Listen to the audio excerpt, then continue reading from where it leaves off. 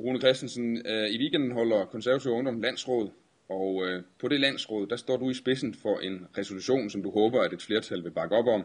Og den resolution, den beskriver Konservativ Ungdom som en anti-Dansk Folkeparti-organisation. Hvad er meningen med det? Jamen altså, Konservativ Ungdom har jo faktisk helt fra Dansk Folkepartis fremkomst været meget skeptisk over for partiet, og har stort set alle landsformænd har haft mange kritiske sager i forhold til Dansk Folkeparti. Vi har jo specielt under min formandstid, og også under min forgængers formandstid, haft et kæmpe fokus på at få Dansk Folkeparti i talesat som nogen, der ikke er borgerlige, simpelthen. Og nu stopper jeg også som formand her på søndag, og så synes jeg, det er et godt signal at sende til den kommende ledelse fra landsrådet, at vi skal fortsætte den linje. Men hvad betyder det at være en anti-DF-organisation? Betyder det for eksempel, at I synes, at jeres moderparti, det Konservative Folkeparti, ikke skal lave politiske aftaler med Dansk Folkeparti på Christiansborg? Altså nu har Dansk Folkeparti jo selv kaldt sig et antimuslimsk parti, og det i sig selv er jo nok grund til, at man kan tillade sig at sige det, men når man vælger at tage afstand fra en hel regionsgruppe på den måde, som de har gjort, det synes jeg er helt hen i vejret.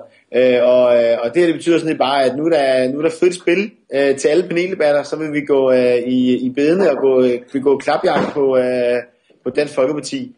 Og det er sådan set det, der er målet nu. Det er, vi kan jo ikke rigtig gøre så meget i forhold til det Konservative Folkeparti. Vi kan sige, vi kan fortælle, hvad der mener omkring det, men vi kan ikke gå ind og tvinge dem til ikke at indgå forlig. Vi kan fortælle de forlig, de laver, og hvad vi mener om dem.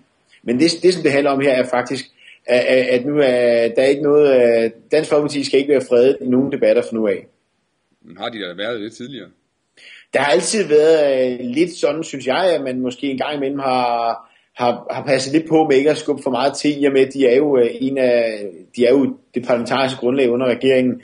Jeg synes nu ikke, vi har været så blege for at sige, hvad vi mener i KU, men derfor så synes jeg stadigvæk, at det er vigtigt, at man fortsætter den linje, vi har haft i de sidste mange år, også fremadrettet, når jeg stopper.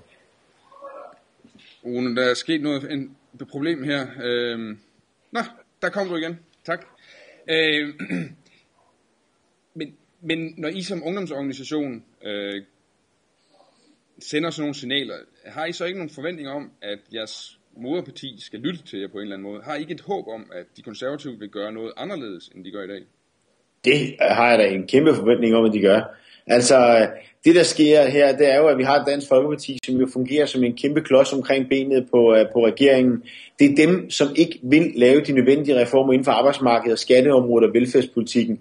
Konservative har endelig været ude og med to rent flag. Vi har hørt et par enkelte pip hos de såkaldte liberale i Venstre. Det er Dansk Folkeparti, der hænger i bremsen, og så længe vi har et borgerligt flertal i Danmark, så skal vi altså have gennemført noget her. Dansk Folkeparti har et ensidigt fokus på ældrepolitik og på indvandrerpolitik, og det fjerner fuldstændig den her helhedsorienterede tilgang til politik, hvor der er sammenhæng mellem indtægter og udgifter. Det er sådan set det handler om. Men hvad foreslår du, at de skal gøre? Skal de søge flertal hos Socialdemokraterne og Radikale i stedet for? Så jeg mener, at man er nødt til at gå til valg på reformer, for eksempel. Jeg mener, at hvis Dansk Folkeparti fortsætter med at være den store begrænsning for, at vi skal have fremtidig vækst i Danmark, så mener jeg, at vi skal gå til valg på det. Så er det godt ved, at det ender med, at vi får en anden regering. Det er jeg faktisk rimelig fortrøstningsfuld overfor. Jeg har ikke lyst til at skrive under som konservativ, når vi ikke fører konservativ politik. Og jeg har ikke lyst til, at vi har en borgerlig regering, som ikke fører borgerlig politik. Og det er altså indimellem rigtig svært med Dansk Folkeparti. Når man snakker med Dansk Folkeparti selv, så siger de jo, i hvert fald nogle af dem, at de er Danmarks sande konservative parti. Er det her bare et spørgsmål om, at der er nogen, der står hinanden tæt, som rivaliserer om vælgerne, om de samme vælgere? Det mener jeg ikke. Altså jeg mener på ingen måde, at konservatismen ligger tæt på Dansk Folkeparti. Den mangel på tolerance, man har, det er menneskesyn, den tilgang til politik, hele den her holistiske tilgang, hvor man også både vægter indtægter og udgifter og får tingene til at stå i en balance. Dansk Folkeparti, de fører udelukkende udgiftspolitik. De taler ikke omkring, hvordan man finansierer det, hverken på kort sigt via finanser, eller på lang sigt mere reformer. Og det er der, at Dansk Folkeparti er et populistisk parti. Og det synes jeg er meget vigtigt at få slået fast. Dansk Folkeparti er et populistisk parti uden noget værdigrundlag. Og derfor er det rigtig nemt for dem at nøjes med at køre enkeltsager og issue-politik.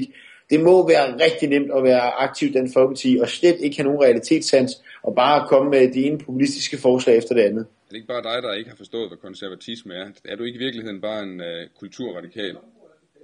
Det kan være, at jeg ikke har forstået, hvad populisme er. Det virker tilsyneladende for dem. Men konservatisme, det handler netop omkring tolerance.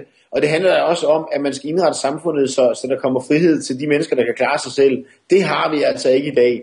Og på længere sigt kan vi ikke finansiere vores velfærdssamfund, som jeg selvfølgelig gerne vil lave om, men vi kan ikke engang finansiere et mindre velfærdssamfund med de ændringer, der vil komme i demografien. Derfor er der nødt til at ske nogle reformer, og det vil Dansk Folkeparti ikke. Det er på ingen måde konservativ politik at være så bagslaberiske. Du er også blevet folketingskandidat for det konservative Folkeparti. Hvis du bliver valgt til Folketinget, vil vi så høre dig sige sådan nogle ting, som du siger nu? Det er der ingen tvivl om. Altså, jeg har fået tilbudt masser af folketingskredse, og jeg har fra starten af lagt meget vægt på, at det var mig, der stillede op til Folketinget. Og hvis jeg skulle stille op, så var det på den politik, som jeg går ind for. Og den har jeg så heldigvis haft held med, at det også er den politik, som den organisation, jeg har været landsformand for nu i 3 år, har ment. Så jeg har haft rimelig nemt ved at udtale mig på K's vegne, i og med, at det faktisk har været meget den politik, jeg også selv går ind for. Så selvfølgelig kommer jeg til at fortsætte den politiske dagsorden, som jeg har haft indtil nu, som folketingskandidat i Guldborgsund, og som forhåbentlig folketingsmedlem på et tidspunkt, så er jeg klar på at gå ind og banke i bordet inde i gruppeværelset. Tak for det, Rune Christensen.